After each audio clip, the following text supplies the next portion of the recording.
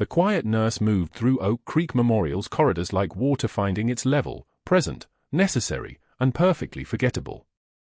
Laura Bennett had mastered the art of invisibility in the 3 years since she'd walked away from the Navy, and every shift at the hospital reinforced what she'd learned: nobody notices the person who keeps the machines running and the patients breathing.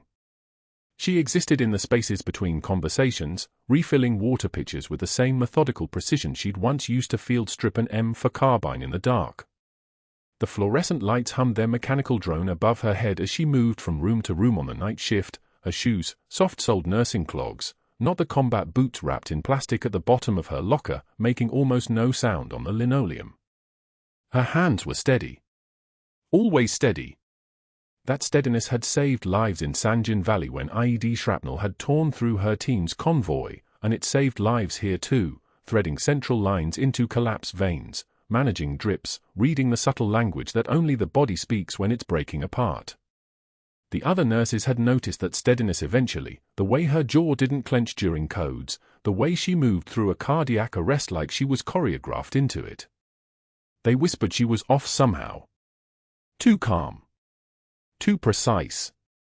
The kind of composure that didn't fit with the coffee-stained chaos of a hospital floor. What they didn't know was that calm was her armor. Laura pushed open the door to room 347, balancing a fresh water pitcher in one hand. The four-stand beside the bed caught the hallway light, casting shadows that looked like the bars of a cell. The man in the bed was recovering well, third surgery post-op, vital stable, breathing on his own. Commander James Reeves, according to the chart. 34 years old, admitted 5 days ago after a sepsis complication from a botched appendectomy at a private clinic. His left forearm rested across the blanket, and there it was, the tattoo. L. Bennett, inked in blocky military letters along his inner arm, the skin around it slightly raised and scarred from repeated sun exposure overseas. She'd seen it on the first day, when she'd helped him move from the gurney to the hospital bed, and she'd felt something crack inside her chest, a feeling she'd trained herself not to feel anymore. He looked right through her. "Thank you," he said politely as she replaced his water pitcher, his Marine officer's voice carrying the kind of respect that was automatic, reflexive, extended to the staff the way you might acknowledge a useful piece of equipment. She didn't meet his eyes. That was part of her protocol now. Make eye contact with the monitors, not the people. She could read a cardiac strip better than she could read a face. She'd carried him 3 miles through enemy fire. November, San Juan Valley, Route 534 northeast of the compounds where they'd been running reconnaissance. An RPG round had caught their spotter, and the senior chief petty officer Laura Bennett had scooped up the wounded Marine officer, then Lieutenant Reeves, and moved through the kill zone with him slung across her shoulders, his blood soaking through her body armor, her lungs burning with altitude and adrenaline. She remembered the exact timestamp, 14:27 Zulu time. She remembered the sound of the halo rotors when it finally came. She remembered his voice saying her name over and over, "Bennett, Bennett, stay with me," and her response had been automatic, "I've got you, sir. I've got you." That was before the PTSD. Before the nights when she couldn't sleep without replaying the moment the spotter's leg had simply ceased to exist. Before she'd realized that the quiet of a civilian life was going to require becoming someone new entirely. "You're welcome," she said softly, and she didn't linger. Never linger. Movement, purpose, and then absence. At the nurse's station, Dr. Sterling was reviewing charts with the intensity of a man reading something that made his face go tight and controlled. Laura recognized that look. She'd seen it on other faces, the way a jaw worked when something wasn't going according to plan. She didn't pay attention at first, didn't need to. She charted her own notes: vital stable, skin warm and dry, patient alert and oriented, pain controlled. But 3 weeks ago, she'd noticed something. A phantom procedure on room 312 surgery log. An equipment charge that didn't match the supply manifest. A billing code for intraoperative neurotoxin monitoring on a patient who'd had routine knee arthroscopy. Pain was information. Pain was data. And so was financial irregularity when you'd spent 12 years as senior chief petty officer, which meant you knew how to read the difference between incompetence and intentional fraud. She'd flagged them in her meticulous documentation. All 3 discrepancies. The kind of meticulous documentation that came from military training, from after-action reports that could determine whether someone got court-martialed, from the habit of documenting everything because the truth, eventually, mattered. She wasn't trying to cause trouble. She was just doing what she'd always done, keeping the record straight. But Dr. Sterling, watching her from across the station now, seemed to understand that straight records could become problematic records if the person keeping them decided to actually say something out loud. He was a tall man, Dr. Sterling, with the kind of face that suggested generations of wealth, sharp cheekbones, eyes the color of winter sky, the confidence of someone who'd never truly experienced consequences. He wore his surgeon's coat like it was a military dress uniform, and his hands when he used them to gesture were covered in what Laura recognized as a $4,000 watch and a wedding band that probably cost more than her monthly rent. The other doctors deferred to him. The hospital administration returned his calls within hours. He had the kind of power that came from being indispensable, from bringing in money, from having people owe him favors he'd collected carefully over his career like a man building a firewall. That firewall was about to meet Laura Bennett, and he didn't even know it yet. "Your charting is impeccable," he said suddenly, approaching her at the station. His voice was smooth, the voice of a man congratulating himself on being gracious. Around them, the nurses fell slightly quieter. Nothing obvious. Just a micro shift in the pressure of the room. Truly exceptional attention to detail.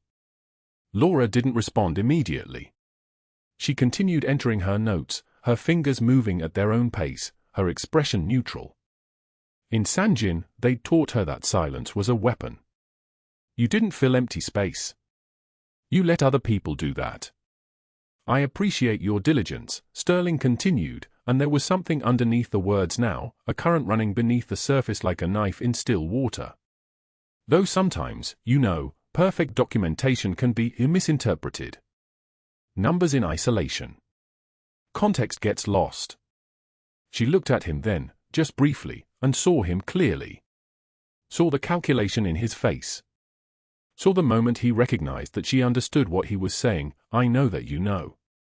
And he saw something in her eyes that made his jaw tighten fractionally. Something that reminded him, just for a moment, of someone dangerous. But she was a nurse, so he dismissed it. "Context is important," she said quietly. "Maximum 10 words. Never more. I try to document accurately. I'm sure you do." He smiled, but it didn't reach his eyes. "We should keep an eye on your next shifts. Make sure you're integrating well with the team. The other staff mentioned you might be struggling with the culture fit here. Just something to monitor." It wasn't a request. It was the beginning of something. Laura understood the language of institutional power, the way it worked in military hierarchies and would work precisely the same way in a hospital. He was planting seeds.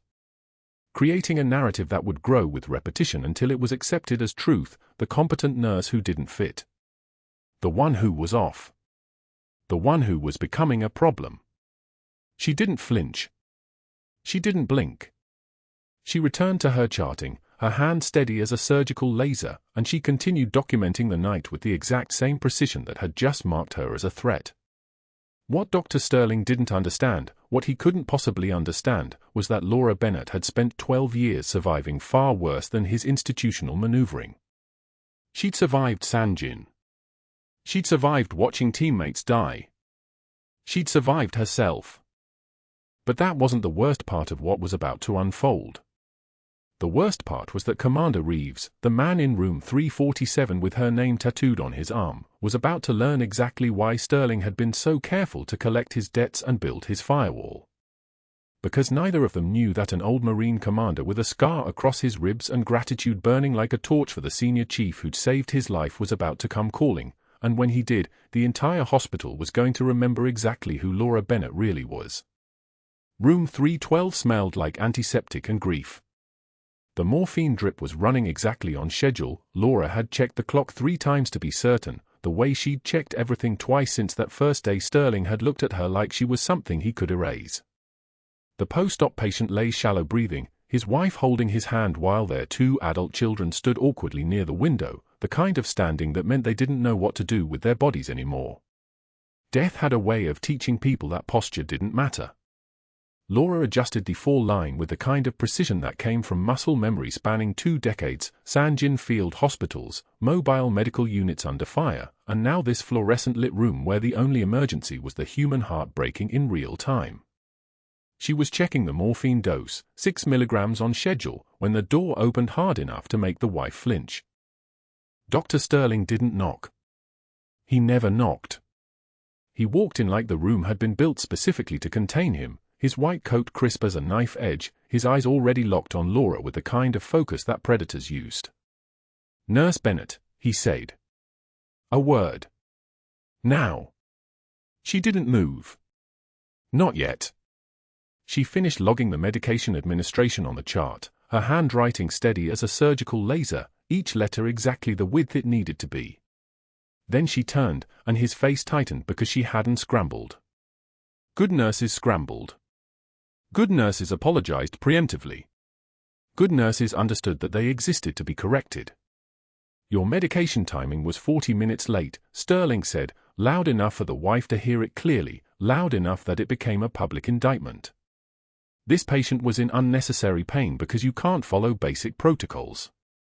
It's negligent. It's cruel." Laura felt the family's eyes shift toward her like spotlights finding a target. The wife's hand tightened on her husband's arm. "Dr. Sterling," Laura said quietly, "the administration record shows the morphine was administered at 14:45. The order was for 14:40 to 15:20 window. I was within protocol. Are you contradicting me in front of a patient's family?" His voice rose, perfectly calculated, the tone of a man who had learned that volume could substitute for truth. "This is exactly why you don't belong here, Bennett. You can't follow orders. You can't integrate. You make mistakes and then you argue about them instead of owning them like a professional." The wife looked at the chart. The wife looked at Laura. The wife's expression had shifted from grief to something thinner, something that meant doubt had entered the room uninvited. That was the gift Sterling had, the ability to plant seeds of suspicion that would grow even after he left. Laura took one measured breath.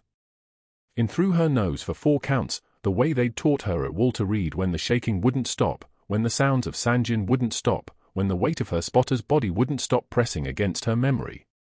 She met Sterling's eyes and let one single tear escape, not from fear, not from shame, but from the exhaustion of carrying the weight of being invisible while someone systematically tried to erase you. She wiped it without breaking contact. "I've survived worse than you, doctor," she said, her voice steady as stone. "Much worse." Sterling's smirk widened. That was the problem with people who'd never seen real combat. They thought wounded meant weak. "Clearly not thriving though, are you, Ghost?" The nickname landed like shrapnel. Ghost. He'd been testing it for weeks, that single word that turned her from a person into something that haunted rather than helped. In the hallway later, it would stick. By the break room, it would be a joke. By the unit board, it would be official. But that wasn't the worst part. 2 days later, Laura entered the break room at 15:30, her usual time, carrying the cracked mug that read "World's Okayest Nurse" and a container of leftover rice that had been waiting in the refrigerator like an old friend. The table held 6 nurses mid-conversation: Rita, Marcus, Jenny, 2 newer residents whose names she kept forgetting, and an LPN named Daksha who had smiled at her once during orientation. They were talking about the weekend, something about a concert, the kind of normal conversation that belonged to people who weren't the subject of a department-wide investigation. They saw her. All 6 of them saw her at exactly the same moment. And without a word, not a single syllable of explanation, they gathered their things. Lunch containers disappeared. Coffee mugs vanished. Chairs were pushed back with a coordinated quiet that felt almost choreographed. They left, all of them, walking past her like she was a medical device, like she was equipment they didn't need anymore. The room went dead silent. Laura sat down anyway. Opened her cracked mug. poured coffee from the pot with hands that didn't shake because shaking would have meant they'd gotten inside her skin, and she'd spent the last 2 years building walls specifically so that couldn't happen. She'd walked away from the Marines, from her sister who still thought she was on a deployment that would never end, from the sound of her own name because Laura Bennett and Senior Chief Petty Officer Laura Bennett were not the same person anymore, and the fewer people who could call her anything, the safer everyone stayed. This happened 3 days in a row. Tuesday, Wednesday, Thursday. The break room cleared like she carried a contagion. By the third day, a nursing assistant whispered loud enough for Laura to hear it while she sat alone with her cooling coffee, "Ghost can't even defend herself." Laura had been trained to defend things that mattered, lives, territory, the Marines in her squad who trusted her with their bodies when everything was chaos and screaming. But defending her own reputation against whispers and orchestrated silence felt like a different kind of combat, one where the enemy was everywhere and nowhere, diffuse as smoke, impossible to target.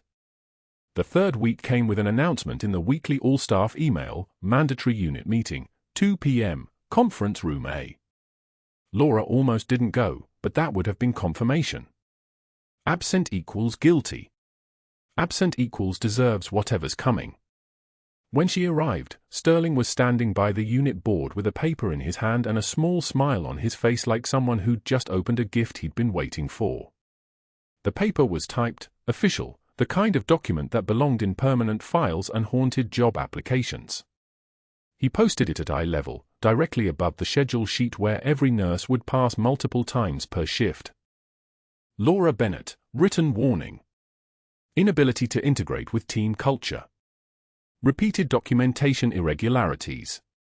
Unprofessional demeanor during patient care. Unsuitable for continued night shift assignment. The rest of the staff moved through the hallway like traffic around an accident. Some read it. Some pretended not to.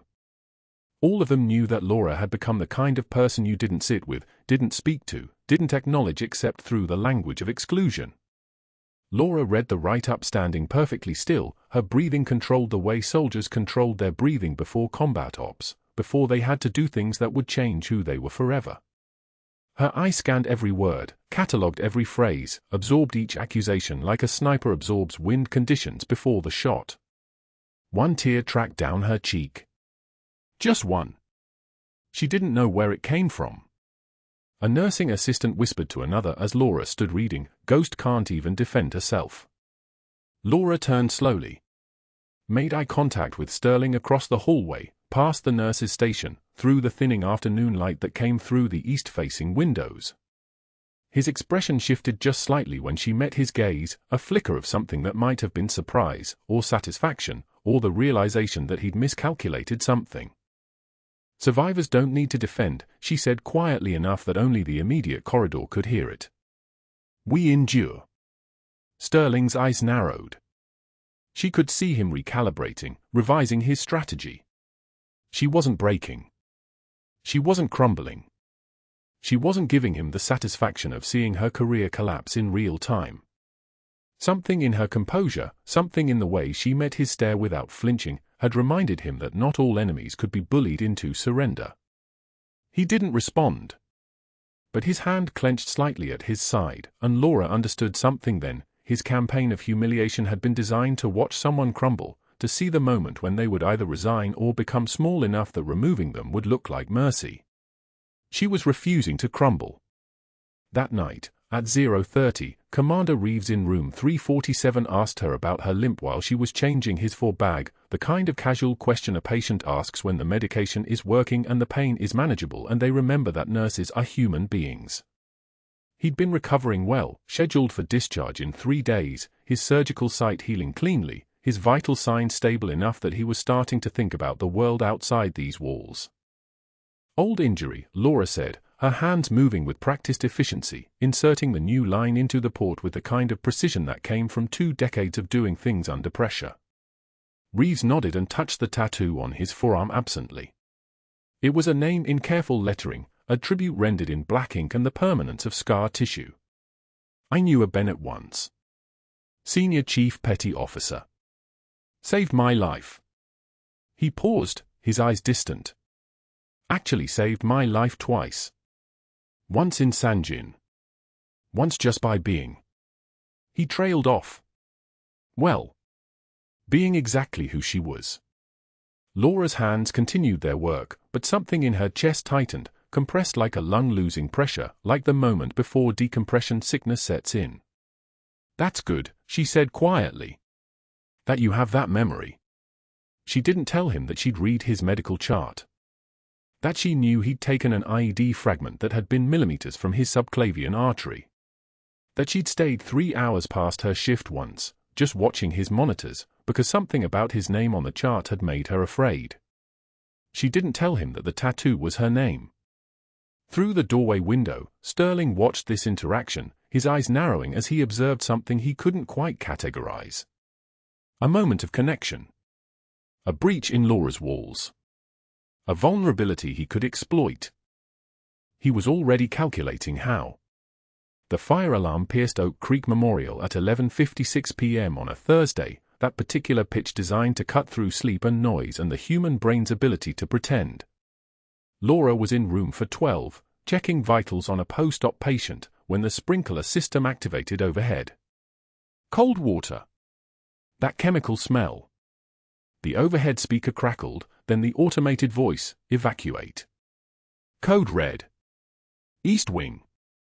Immediate evacuation. She didn't hesitate. She didn't look to see what other nurses were doing. Her hands moved on their own, disconnecting me for extension, noting the final BP, moving into the hallway where chaos was already beginning. Smoke billowed from the East Wing stairwell, a dark toxic cloud rolling like something alive. Other staff members froze in the corridors. 2 nurses stood paralyzed near the medication room. An orderly backed toward the elevator as if distance could save him. Laura moved toward the smoke. The East Wing stairwell was hot. Not hot like an oven, hot like something breathing. She took the stairs down from the 3rd floor, and on the landing between floors, she found him, an elderly man, post-surgical, 3 days out from a hip replacement. He sat collapsed against the concrete wall, lips the color of bruised plums, gasping in those terrible short breaths that meant his lungs had betrayed him. Tension pneumothorax. His collapsed lung was pressing against his heart, and every breath was getting harder. He had maybe 3 minutes before his blood pressure crashed. Maybe 2. Can't breathe, he wheezed. Can't. Laura knelt beside him, her left knee screaming in protest, a reminder of Sanjin that she was never quite free of. Pain was information.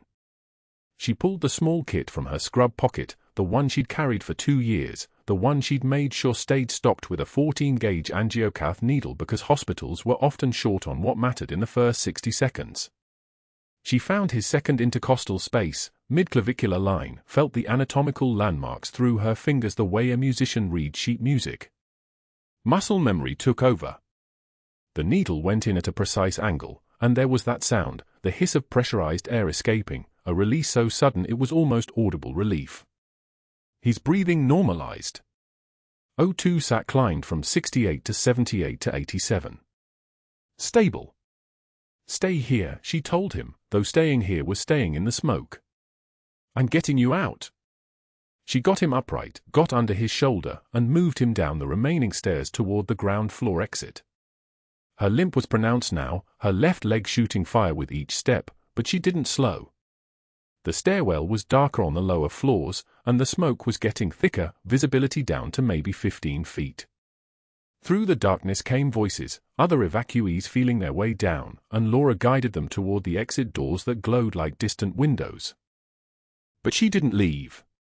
She paused at the landing for the 2nd floor, and something in her neural pathways, some circuit that hadn't been deactivated despite 2 years of trying, told her the East Wing wasn't empty yet.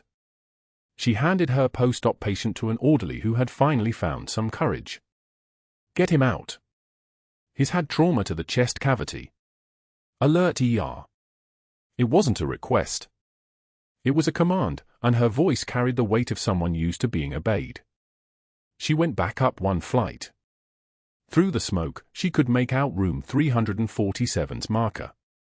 The commander's room. The one with the tattoo she'd never seen because she never looked. The corridor was suffocating now. The emergency lighting cast everything in red, and the smoke moved in layers like something stratified, denser near the ceiling. Room 347's door was still open. Inside, through the haze, she could see movement. James Reeves was trying to stand, using the bed rail, his fur still attached, his surgical site still wrapped. 3 days post-op and trying to evacuate by himself because everyone else had run. "Sit down," Laura said, and he turned, startled, and something flickered across his face, recognition or the beginning of it, like a photograph developing in reverse, the image emerging from blank paper but not quite forming. "I can walk." "No, you can't." She was under his shoulder before he could protest, and they moved together out of the room. His weight was considerable, and her leg was screaming, but there was no part of her that considered stopping. She'd carried heavier through worse. Sanjin in July with ammunition running low and the sun overhead like the eye of God. 3 miles through kill zones. This was an air-conditioned stairwell in Houston. This was nothing.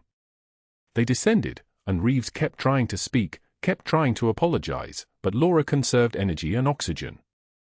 The stairwell opened to the ground floor, and cool night air rushed in.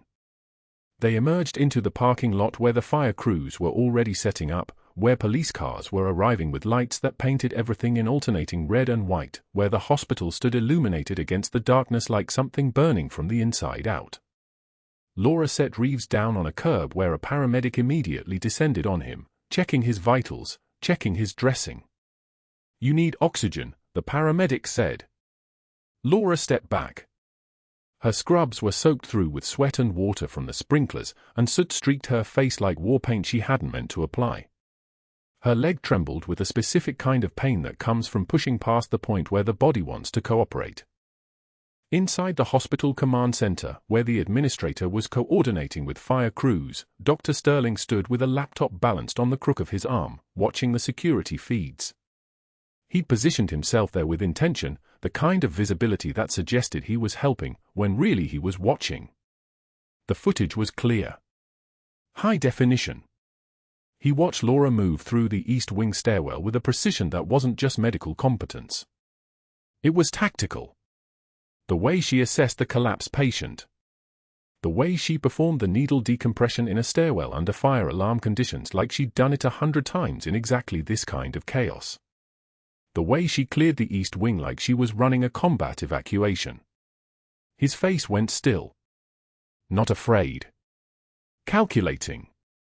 He reached down and ejected the USB drive from the laptop's port, pocketed it with a kind of smooth motion that suggested he'd done it before. He turned to the IT director standing beside him, a quiet man named Marcus Webb with a Marine tattoo on his forearm, a guy who'd been a radio operator with the 3rd Battalion, 5th Marines before his knees gave out. "I'll need that footage for the formal incident report," Sterling said, his voice honeyed now, all charm. "I want to make sure we document everything accurately. Chain of custody, you understand. Can't let these things get muddied." Marcus Webb nodded slowly. His jaw was tight. His eyes were on the security monitor where Laura stood in the parking lot, soot-covered and soaked, breathing hard, watching the building burn with an expression that suggested she'd seen worse things burn and walked away from all of them.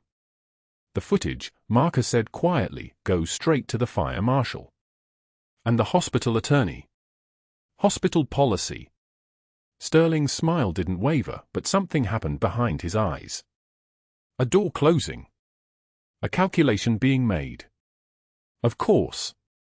Standard procedure. He turned to leave, then paused. "Though I did see some concerning things in that footage. Some questionable protocols. We should discuss it when things settle." Marcus watched him go.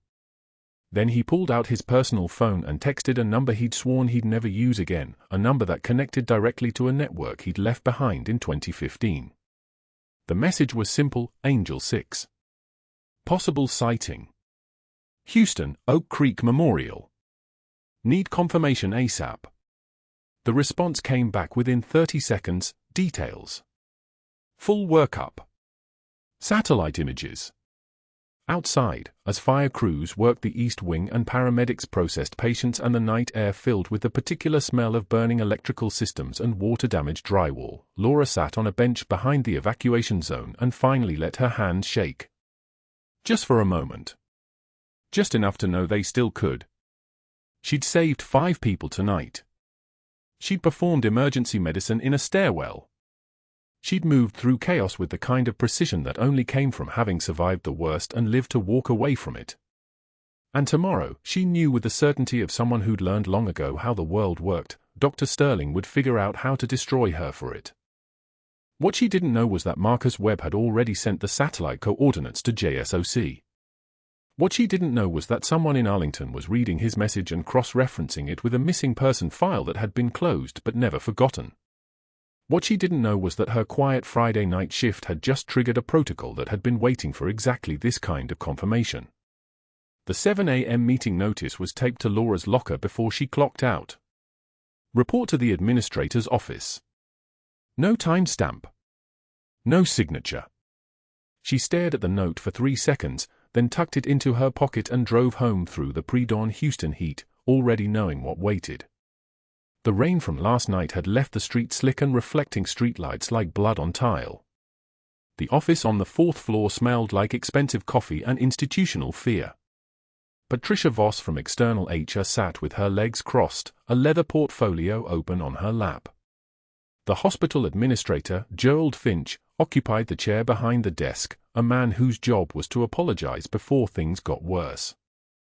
Dr. Sterling stood by the window, silhouette against the grey Houston morning, his presence like a pilot light burning cold. Laura entered. No one invited her to sit. She remained standing, hands at her sides, the cardboard box already packed in her car across the street, hidden beneath a tarp. She had known this was coming the moment Sterling watched her drag 2 patients past him in the smoke-filled corridor. She had known when she saw him pocket his phone in the stairwell, recording. She had known because she had watched men like him operate for 18 years, had seen them destroy people who became inconvenient. The difference was she had never cared enough to be destroyed. Sterling turned from the window, his voice like a tank idling in a garage, low, mechanical, without emotion. Your actions last night were reckless. Performing an invasive procedure without physician authorization. Moving critical patients against protocol. Endangering lives in the pursuit of what? He paused, let it sit. A hero moment. Laura's jaw tightened. One breath. Steady. 5 people would be dead without that procedure. Voss slid a report across the desk with 2 manicured fingers, as if the paper itself might be contaminated. Our investigation concludes you acted with excessive aggression. Poor judgment under stress. Combined with documented inability to integrate with team culture, termination is recommended effective immediately. The room carried that particular silence of institutions closing doors. The fluorescent lights above hummed their endless, neutral song. Finch's fingers drummed once on the desk, nervous tick, the rhythm of a man whose role was to execute other people's decisions while maintaining deniability. The smell of Sterling's cologne hung in the air like something chemical, something that would linger long after he left. Laura looked directly at Voss. Who did I endanger? The man in the stairwell, Sterling answered, stepping closer. You stabbed him with a needle. No authorization. No physician present. That procedure could have killed him. He was dying. Tension pneumothorax collapsing his lung. The needle was the only option. Her voice had dropped to register without her meaning it to, the voice that emerged when she had nothing left to lose. He was hypoxic. Tracheal deviation. 1 more minute and his heart stops. I gave him a chance. Sterling's smile arrived like a predator showing its teeth. You gave yourself a moment to be important. This hospital needs nurses who follow protocol, not vigilantes who play doctor when it suits them. He leaned against the desk, casual, the posture of someone who had already won. You should have kept your head down, Bennett. You were excellent at invisibility. You could have stayed anonymous for your whole career here. She met his eyes. I tried that. Turns out I'm only good at keeping people alive. The words hung there, and she watched something flicker across his face, a recognition that this woman was not going to beg, was not going to appeal, was not going to fight. She was simply stating fact. Finch slid the termination letter across his desk, already signed, already authorized, already final. The pen sat beside it like a formality. Laura did not pick it up. You'll turn in your badge and access card, Voss said, already closing her portfolio. You're not permitted to return to the unit. Security will escort you from the building. Sterling walked her to the elevator, rode down in silence that had weight. For floors. Ground level. The lobby doors opening onto a Houston morning that smelled like rain and asphalt. He spoke only once, as she turned toward the exit. For what it's worth, you did something remarkable last night. But remarkable people scare hospitals. They scare doctors. They scare systems that depend on predictability. He paused at the security checkpoint. Goodbye, Bennett. She did not respond. The automatic doors exhaled open, and she stepped into the morning. Her locker had been packed in 4 minutes. The cracked mug that read "World's Okayest Nurse, gift from a resident 2 years ago," meant as a joke. A dying succulent on the shelf, leaves the color of rust, something she had kept alive without quite knowing why. The photograph she kept taped to the inside of the locker door, her spotter from San Jin, Marcus Chen, 19 years old, frozen in digital amber 2 days before the IED took him. She had not looked at that photo in 23 months. Today she placed it gently into the box. The worn combat boots sat at the bottom of her locker, soles worn smooth from patrol routes that belonged to someone else's life. She pulled them out, turned them over in her hands, leather cracked like old skin, laces double knotted in the way that prevented them from loosening under heavy movement. She placed them on top of everything else, resting on the mug and the photograph like a benediction. Sterling watched from the hallway as she closed the locker. His expression carried that quiet satisfaction of predators who had eliminated threats. She could see him already calculating the next problem, the next person to neutralize. He had not yet realized that the IT director, Marcus Webb, a man who wore a faded Marine Corps t-shirt under his button-down and rarely made eye contact, had been watching. Webb had copied the security footage to 3 separate encrypted drives. Webb had made a phone call to a number in Arlington that connected to a person who never forgot faces. Webb had already sent 17 emails with 47 attachments showing Sterling's attempts to delete evidence, showing the administrative pressure to fire the woman who had flagged his billing discrepancies, showing everything that mattered. What Sterling didn't know was being processed through 3 federal field offices. What he didn't know was being cross-referenced against a missing persons file that had been closed but never forgotten.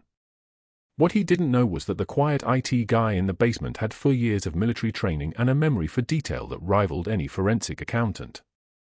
Laura stood at the bus stop across the street from Oak Creek Memorial, rain falling again, the kind of rain that came to Houston without warning and soaked through everything. The cardboard box held all the evidence of her tenure, a mug she had kept, a plant she had nurtured, a photograph she had not been ready to let go. And beneath it all, boots that had walked through San Jin and would walk through Houston and would walk toward whatever came next. The rain darkened the cardboard, ran down her arms, soaked into fabric that had already absorbed enough sweat and blood and other people's pain to sink under its own weight. Her phone sat silent in her pocket. No calls. No texts. No one from the hospital had asked where she was going. No one had asked what she would do. She had chosen this, the invisibility, the disappearance, the stepping away from everyone who might recognize her. Even her sister still thought she was deployed. Even the people who loved her thought she was someone else. The bus appeared through the rain, headlights cutting through the gray morning like a knife through silk. Laura shifted the box, stepped forward. Behind her, inside Oak Creek Memorial's 4th floor, Dr. Sterling was already making his calls. Already positioning his story. Already convinced that removing her was the end of his problems. He had no idea that inside the IT office, Marcus Webb was picking up his phone again, this time to dial a number he had been given 3 days before, an emergency number, a military intelligence number, a number for when you had found something that changed everything. The convoy pulled through the main entrance of Oak Creek Memorial at exactly 1,400 hours. 3 vehicles. A staff car. Military precision that made the air itself stand at attention. Uniformed personnel spilled out like water from a breached hull, their dress blues immaculate, their bearing unmistakable. They moved past the security desk without stopping, past the confused volunteers with their flower baskets, directly to the administration desk where a young receptionist's eyes went wide. "Where is Senior Chief Petty Officer Laura Bennett?" The voice came from a Marine Brigadier General whose name tape read Holloway. Not a request. It was a command that made hospital staff instinctively straighten their spines. The receptionist's hands trembled. She was terminated yesterday, sir." "I don't have a—" The general was already moving toward the administrator's office. 2 Marines flanked him. One carried a leather portfolio the color of old blood. Dr. Sterling stood at the nurse's station when they found the administrator, reviewing discharge papers with the smugness of a man who had just removed his biggest problem from the board. His face held that particular confidence of someone who believed he had already won. When the administrator appeared in the doorway with the general beside him, Sterling's expression shifted to irritation before he even understood what was happening. "Dr. Sterling." Holloway's voice was the sound of a closing door. "I need to speak with you about Laura Bennett." Sterling's jaw tightened. "I'm not sure what you're referring to, General. Nursing staff turnover is handled by HR. I wasn't asking." The general stepped closer. Behind him, a figure in dress blues moved into the light. Commander James Reeves. The man from room 347. His forearm bore a tattoo in faded ink, L. Bennett. The letters had been there for 6 years, underneath scar tissue that mapped shrapnel, a physical acknowledgement of a debt written in his own skin. Reeves' voice was granite. "Senior Chief Bennett saved my life in Sanjin. 3 miles through enemy fire while our position was overrun. IEDs, small arms fire, our corpsman was down." He paused, letting each word settle. "She also saved my life last night when she cleared the east wing and carried me out of that fire." His eyes moved to Sterling. "She did that after you terminated her. After you spent all day yesterday destroying her reputation." Sterling's mouth opened. Closed. "I don't understand the connection. The fire was an operational emergency. Her actions, while they had positive outcomes, were unauthorized and showed a pattern of—" The general opened the leather portfolio.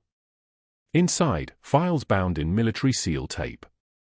He handed them to the hospital administrator, who took them with visibly shaking hands. The administrator's face went pale as she read. Paler still. "These are her citations," the general said. His voice carried the weight of institutional authority that transcended hospitals, transcended civilian hierarchies. "Read them aloud." The administrator's voice broke on the first word. "Silver Star.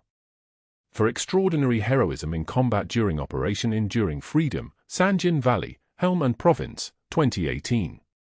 She paused. Swallowed. Continued. 2 Bronze Stars with Valor. First citation, exceptional leadership under fire, coordinating extraction of wounded personnel under sustained enemy attack. Second citation, medical intervention that prevented loss of life during tactical operations. Her hand shook. The papers rustled. Purple Heart. Combat-related injury sustained while providing direct medical care to wounded service members. She looked up, tears streaming down her face. A classified commendation. The general's voice dropped lower. Senior Chief Petty Officer Bennett participated in a covert operation that resulted in the safe recovery of 17 military and civilian personnel from a hostile compound. That operation is still classified. The only thing I can tell you is that without her intervention, those 17 people would have died. The silence that followed was the kind of silence that happens in hospital hallways when ventilators stop, when monitors flatline, when the world pauses between one heartbeat and the next. Dr. Sterling's face had gone the color of antiseptic. There must be some mistake. She's just a nurse, she never mentioned. No. The general's single word cut through the air like a blade. She never mentioned it because she was protecting her anonymity. She left the military, she came here, and she tried to disappear. And then you targeted her because she noticed you were committing insurance fraud. Sterling's eyes snapped to the back of the crowd, where Marcus Webb stood with his arms crossed. The IT director. The Marine veteran. The one person in the building who understood what he had been doing, whose warnings Sterling had ignored because he thought Marcus was just another paper pusher, another bureaucrat with no real power. Marcus stepped forward, and in his hand was a USB drive. Dr. Sterling asked me to delete the security footage from last night's fire, Marcus said. His voice was steady, measured, the voice of someone who had spent 3 years in counterintelligence. He said it showed protocol violations. I didn't delete it. I saved every frame. I also saved every frame from the past 6 months showing you altering surgical billing records, adding phantom procedures, falsifying equipment usage logs.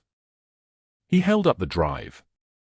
It was small enough to fit in a closed fist, heavy enough to end a career.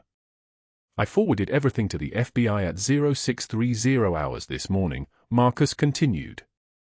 Senior Chief Bennett's documentation flagged your discrepancies 3 weeks ago. That's the real reason you wanted her gone, isn't it? Not because she was a bad nurse, but because she was competent enough to notice you were stealing. Sterling's face transformed. The controlled mask cracked like old plaster. His mouth worked silently. Then, you have no authority to. This is a violation of privacy, you're misinterpreting. I'm a former Marine intelligence specialist, Marcus said flatly. I know exactly what I'm looking at. The general nodded to 2 uniformed Marines, who stepped toward Sterling. The hospital administrator backed away as if Sterling's presence had become contagious. Dr. Sterling, you're suspended effective immediately pending federal investigation. The administrator's voice had found steadiness, the kind that comes from reading words on paper rather than making decisions. Security will escort you from the building. Sterling's composure shattered like safety glass. His voice rose, sharp and jagged. You can't do this. I'm a physician. I've been here 12 years. I have board certifications, I have. 2 security officers moved in. Veterans, both of them. They didn't grab him. They just positioned themselves between him and the exit, waiting for him to comply or resist. She's nobody. Sterling's voice cracked. A broken-down nurse who couldn't hack it in the military. You're destroying my career for her? For some. His voice became a blur of words, escalating into a shout that echoed down the corridor, mixing with the ambient sounds of the hospital, ventilators breathing their mechanical rhythm, monitors beeping, a code blue announcement crackling through the overhead system. Sterling was still screaming as security escorted him toward the exit. The doors closed on his voice. The general turned to the administrator. I need Laura Bennett's current address? The administrator's hand shook as she pulled the termination file. We have a last known address on the separation paperwork, but she didn't leave a forwarding. Reeves took the file. His face had gone quiet, focused, the face of someone already calculating. I'll find her. A nurse practitioner from the trauma unit spoke up, her voice breaking. We didn't know. He told us she was unstable, that she didn't fit, that. You didn't ask, one of the Navy SEALs said. His voice was granite, absolute. You just followed. The hospital fell into a silence so complete you could hear the fluorescent lights humming overhead, a sound like electricity searching for ground. 6 months later, Laura Bennett walked past a strip mall on the corner of Bellaria and Chimney Rock in northwest Houston. Through the dusty window of a sad little insurance storefront, she could see him. Dr. Sterling. At a folding table with a faded banner that read "Get Covered Today." He was making cold calls, his headset catching the afternoon light, his tie loose around his neck like a noose he'd forgotten to tighten. His face was thinner. His hands moved with the mechanical precision of someone doing the work of 1,000 tiny deaths. He looked up as she passed. His eyes found hers for a moment, and something flashed across his face: recognition, shame, the particular anguish of a man watching his victim succeed. She didn't stop. She didn't acknowledge him. She simply continued walking, her pace unchanged, a stride carrying the unmistakable confidence of someone who had nothing left to lose because she had already lost everything and survived it. She was headed to Oak Creek Memorial. Her office was on the 3rd floor, in a corner room with windows that caught the morning light. Director of Emergency Medicine. A position created specifically for her, approved personally by the hospital board after they had conducted their own investigation and discovered that the fraud scheme Sterling had hidden from them represented nearly $2 million in false claims spanning 4 years. Her job was to rebuild trust, to reset systems, to make sure nothing like that ever happened again. On her office wall hung a shadow box. Inside were her worn combat boots, the leather cracked and weathered, the soles worn through in places from 3 tours through terrain that had tried to kill her every single day. Next to the boots lay a photograph, faded, bent at the corners, showing a young man with a smile that never made it to his eyes anymore. Her spotter. Petty Officer 2nd Class Daniel Hartwig. Killed by an IED in 2019, 2 days before rotation. The photo had been taken at FOB Shanks 6 months before that, during a rare moment when smiling still came naturally. Below the boots and the photograph were her decorations: the silver star in its blue ribbon, the bronze stars, the purple heart, and a frame containing a formal commendation that remained classified except for one sentence at the bottom: for heroism under fire, service above self, in defense of those who could not defend themselves. And there was a handwritten note, on medical letterhead from Oak Creek Memorial, in handwriting that belonged to Commander James Reeves: some debts can never be repaid. But we can try. Laura touched the glass of the shadow box every morning before her shift. The glass was cool under her fingertips, smooth, a barrier between who she had been and who she was becoming. Her sister had visited last month, the first time in 2 years. Laura had finally called her. Finally stopped hiding behind the lie that she was still deployed overseas, still serving in some capacity that required her silence. They had cried on the kitchen table like they were teenagers again, and her sister had held her hand and said, "I always wondered who you were." Now, standing at her office window and watching the sunrise ignite Houston in shades of amber and rose, Laura felt the weight of that answer settling into her bones. Not gracefully. Not painlessly. But with the quiet knowledge that she had become someone again. Not invisible. Not haunted. Still carrying Sanjin in her bones, still waking sometimes with her hand reaching for a rifle that wasn't there, still flinching at certain sounds. But alive. Still alive. The hospital had changed too. Marcus Webb had been promoted to Chief Information Officer. He personally oversaw all billing systems now, all surgical records, all financial flows. He moved through the hospital like a shepherd guarding against wolves.